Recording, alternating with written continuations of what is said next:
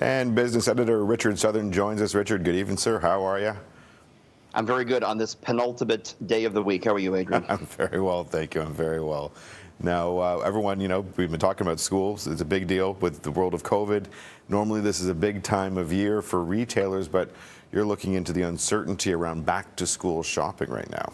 You have kids. Is this something you're doing or thinking about doing? Yeah, not yet. Not yet. Perhaps I should be. Our oldest is supposed to be going into junior kindergarten this year, so not super concerned. I guess I need to get him a lunchbox. They used to cook there's like lunch 3 weeks to go, so it's kind of that back-to-school season. And, for retailers, it's very important, right? Yeah. I mean, maybe some of us don't want to pay attention to it yet, but this is like big money for retailers, kind of like second right after Christmas. Of course, this year, back-to-school shopping kind of thrown into turmoil with COVID-19.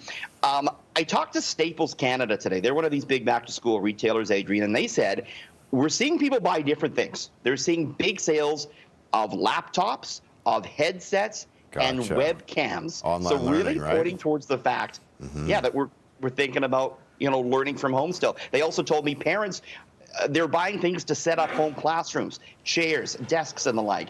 And Adrian, Staples CEO, also tells me there's another group of items that's selling like hotcakes. Things like hydration for kids.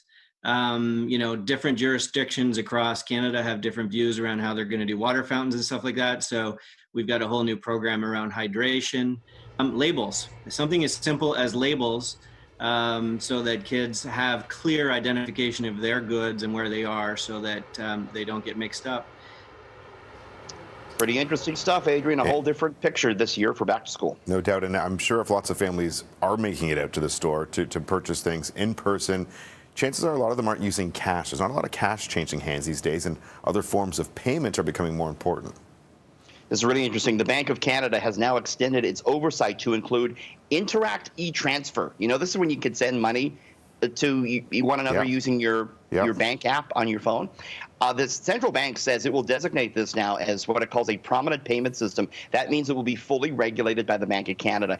And the bank says it wanted to do this because it felt a disruption or failure of Interact e-transfer would cause, it said, a significant adverse effect on economic activity in Canada, potentially leading to a general loss of confidence in the payment system.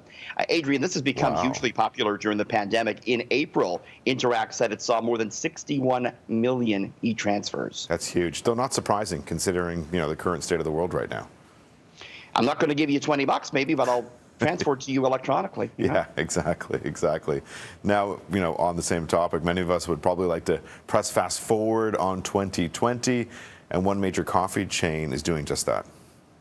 Starbucks and other brands are rolling out their pumpkin spice earlier than ever this year, Adrian. Come and it's on. because, I know, it's because though consumers want to get 2020 over with. So they're thinking, you know what, let's just roll fall up.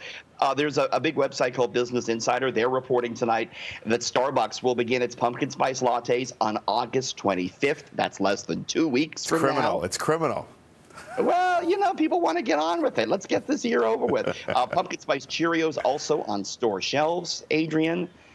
The one thing I've changed now working from home is I take my coffee black because I was too lazy to go out and get the cream. So I'm not into the PSL, but people like it, the PSL. You right, can Adrian? drink all the pumpkin spice latte you want, but it's still going to be August or September. We still got a ways to go here, folks. I know. You and I are back just after 6:30, Adrian. We're looking at why Phil Collins is topping the charts again. That and more just after 6:30. Gotta love Phil Collins. Love you too, Rich. We'll see you soon. Thanks.